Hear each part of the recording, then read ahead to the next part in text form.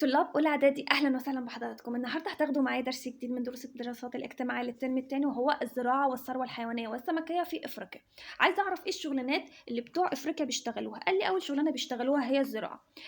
قال لي أكتر من نصف السكان أفريقيا بيشتغلوا بالزراعة، يعني 50% من القوى العاملة. إيه القوى العاملة دي؟ قال لي الناس اللي بيعرفوا يشتغلوا، اللي في سن العمل. قال لي افريقيا رقم 1 عالميا من حيث العاملين بالنشاط الزراعي، ورقم 3 عالميا من حيث مساحة الأراضي الزراعية. يبقى رقم 1 من حيث الناس اللي بتشتغل العاملين، رقم 3 مساحة الأراضي الزراعية. بعد آسيا وأوروبا، أوروبا بتيجي بعد آسيا، رقم 2 بعد آسيا. مساحة بقى الأراضي الزراعية في إفريقيا بتعادل خمس مساحة الأراضي الزراعية في العالم. جيلك سؤال بما تفسر. افريقيا الاولى عالميا من حيث العاملين بالنشاط الزراعي، لان الزراعه في افريقيا بتعتمد على الايدي العامله، وافريقيا عندها ناس كتير. الزراعه بتعوز ناس كتير يشتغلوا فيها.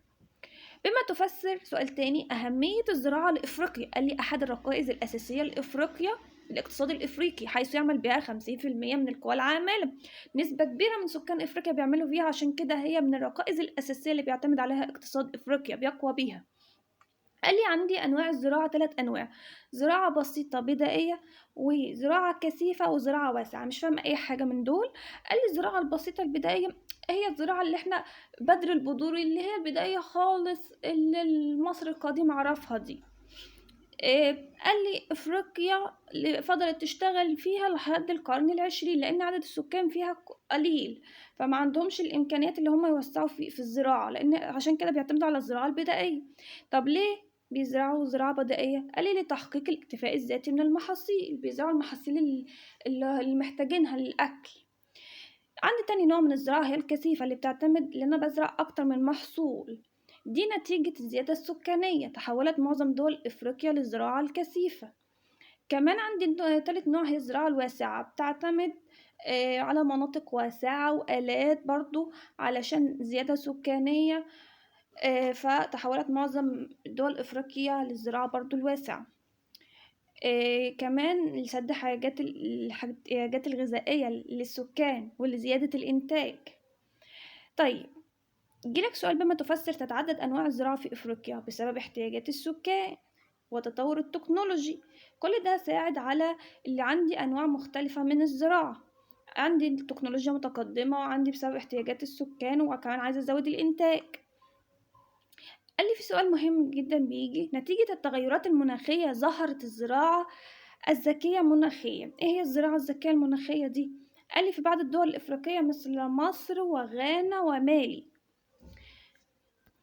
ظهرت لمواجهة التأثيرات السلبية للتغيرات المناخية في الزراعة وتحقيق الأمن الغذائي.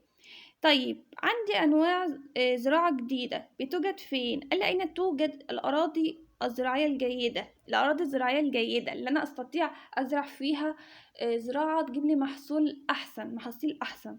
قال لي المناطق الجيدة للزراعة والصالحة للزراعة عندي 3 مناطق: مناطق ساحلية موجودة في شمال غرب القارة، وجنوب شرق القارة، وغرب القارة، وجنوب القارة. بصوا هنقول الاتنين سهلين: غرب القارة وجنوب القارة، وشمال غرب القارة، وجنوب شرق القارة. تاني هنبدأ بالاتنين السهلين: غرب القارة وجنوب القارة. شمال غرب القارة وجنوب شرق القارة عكس بعض. دي المناطق الساحلية. أما المناطق السهول الفيضية، رقم 2 مناطق السهول الفيضية والدلات النهرية. كمان عندي مناطق التربة البركانية، دي كلها مناطق جيدة للزراعة. أهم المحاصيل تركزوا لي فيها جدا جدا. أهم المحاصيل الزراعية في أفريقيا. المحاصيل الكويسة في أفريقيا بيزرعوها لتحقيق الاكتفاء الذاتي وتوفير الأكل الأفريقي. الاكتفاء الذاتي ده اللي أنا أوفر أكل لسكان أفريقيا. أول محاصيل عندي الحبوب الزراعية، أي حاجة بمسكها في إيدي زي الرز، الفاصوليا، الحاجات الناشفة اللي بمسكها في ايدي، الحبوب دي عامة بنسميها حبوب زراعية. قال لي افريقيا مشهورة بالذرة الرفيعة. الذرة الرفيعة بتنتج منها كام؟ قال لي نص الانتاج العالمي، نسبة كبيرة جدا. يبقى افريقيا مشهورة بالذرة الرفيعة، بتنتج نص الانتاج العالمي. كمان عندي محاصيل درانية. ايه هي المحاصيل الدرانية ديت بتطلعها من باطن الأرض. قال لي عندي محصولين افريقيا مشهورة بيهم. الكسفة ده زي البطاطا، افريقيا بتنتج منه تلتين الانتاج العالمي، بيستخدم في صناعة الخبز وساعات بياكلوه ني. عندي كمان محصول اليام، افريقيا بتنتج منه 98% من الانتاج العالمي، بيستخدم برضو في صناعة الخبز.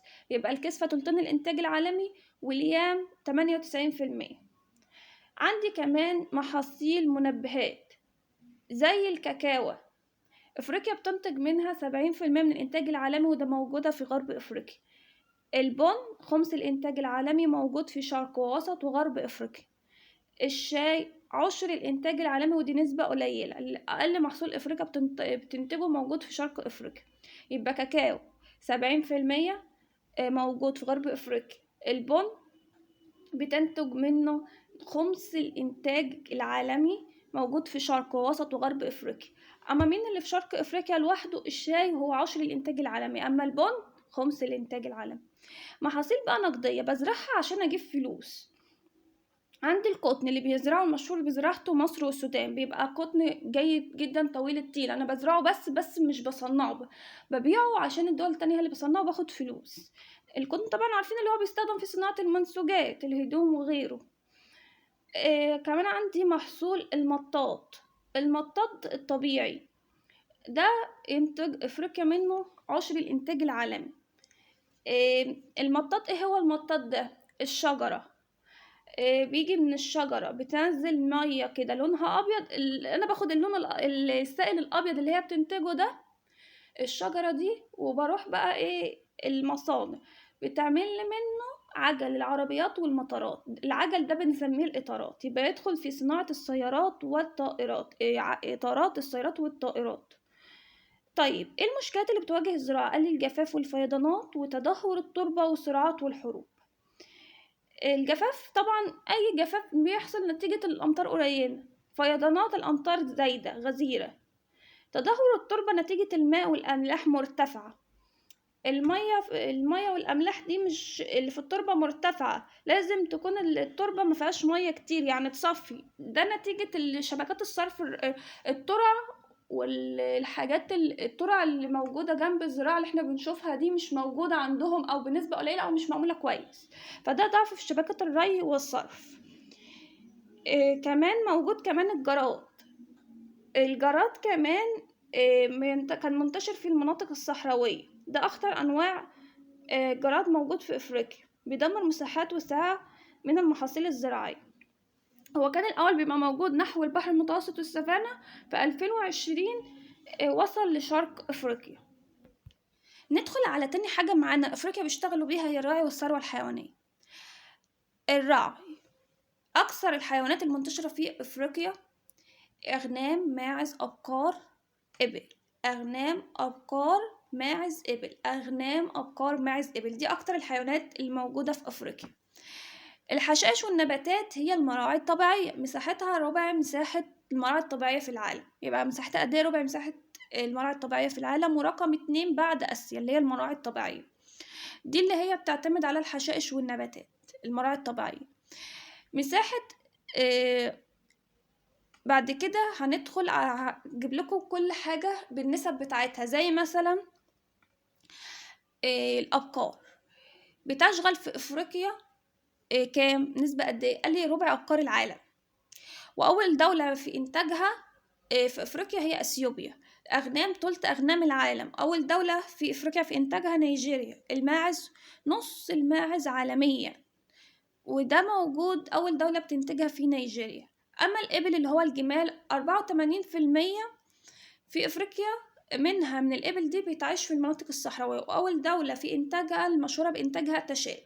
يبقى تاني كده الأبقار ربع إنتاج العالم. مين أول دولة مشهورة بإنتاجها في أفريقيا؟ هي أثيوبيا. أما الأغنام تلت أغنام العالم، أول دولة في إنتاجها أو مشتهرة بإنتاجها هي نيجيريا. أما الماعز نص إنتاج الماعز عالميا، وأول دولة في إنتاجها في أفريقيا هي نيجيريا. أما الإبل المشهورة بإنتاجها تشاد، وتشغل 84%. يجيلك سؤال: بما تفسر القيمة الاقتصادية للأبقار في إفريقيا محدودة؟ قال لي: بسبب ضعف إنتاجها من الألبان واللحوم. مش بتاخد لحمة كتير، مش بتدي لحمة كتير، ده قصده يعني. أهمية الثروة الحيوانية إيه؟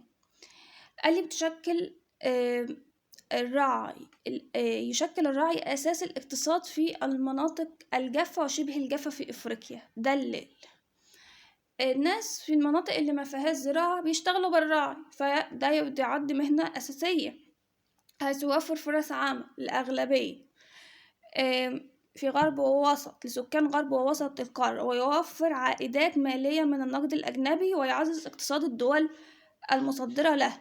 أكبر الدول المصدرة للثروة الحيوانية ركزوا عليها بقى بالترتيب: السودان، كينيا، الصومال، أثيوبيا. بتصدر دول الخليج. مين بقى دول؟ السودان، كينيا، صومال، أثيوبيا. يبقى أبدأ الألف واللام وفي النص برضو: السودان، كينيا، الصومال، أثيوبيا.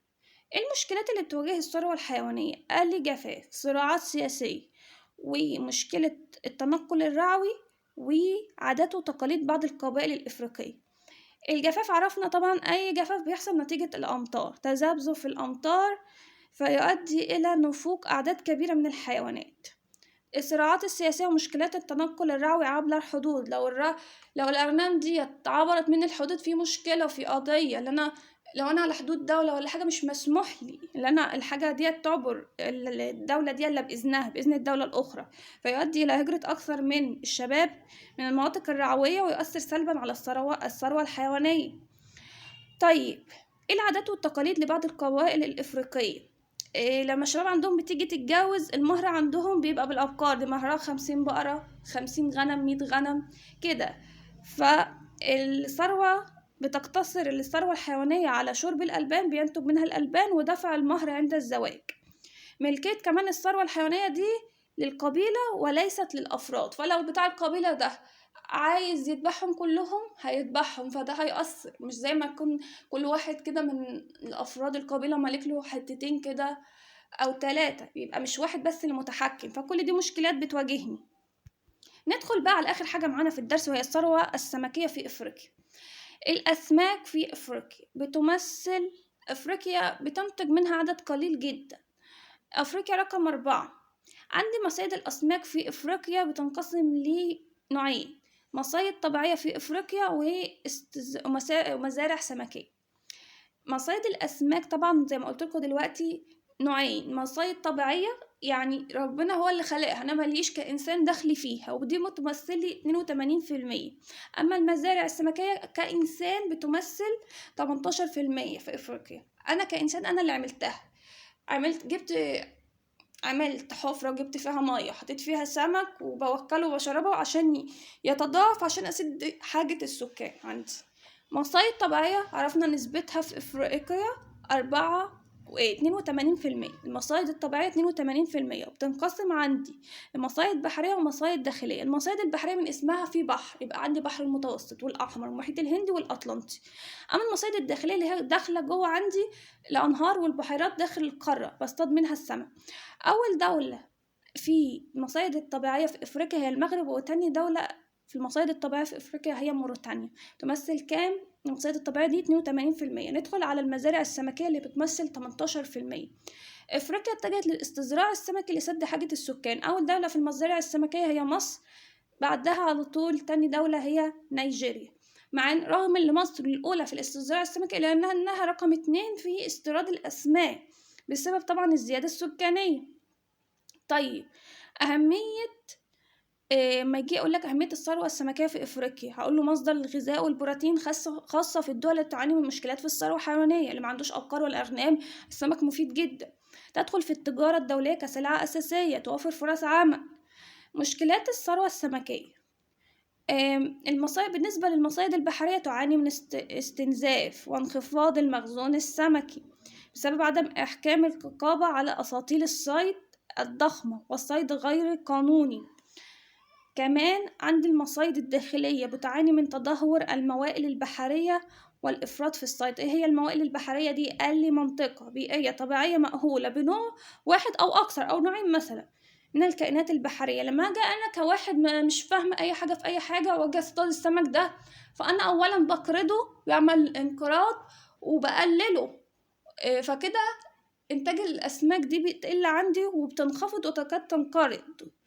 المفروض أنا كواحد كشخص عادي يعني أروح أصطاد أبقى عارفة النوع اللي موجود في البحيرة ديت، وكمان أبقى عارفة بالقوانين. طيب طبعا ده احنا مش هنلتزم بيه كأفراد، فلازم طبعا الدولة مش هتسيبني كده أنا وهواي، فلازم هتعمل لي جهود إفريقيا لتنمية الزراعة والثروة الحيوانية والسمكية. إفريقيا ومصر عملوا جهود لتنمية الزراعة والثروة الحيوانية والسمكية. بالنسبة لمصر، بالنسبة للزراعة، مصر طبعا عملت إقامة العديد من المشروعات زي ما خدته قبل كده في سنة 5، مشروع الدلتا والفرافرة وشرق العوينات. دي كلها أراضي استصلحناها وبنزرعها، اللي هي الدلتا والفرافرة وشرق العوينات.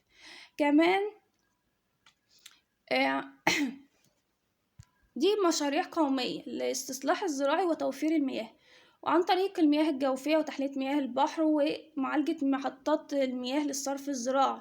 كمان رقم 2 استثمار البحوث الزراعية في إنفاق على البحوث لزيادة الإنتاج الزراعي والصادرات الزراعية وتحقيق الاكتفاء الذاتي. رقم 3 توسع في الاستزراع السمكي مثل مشروع بركة غليون في إفريقيا.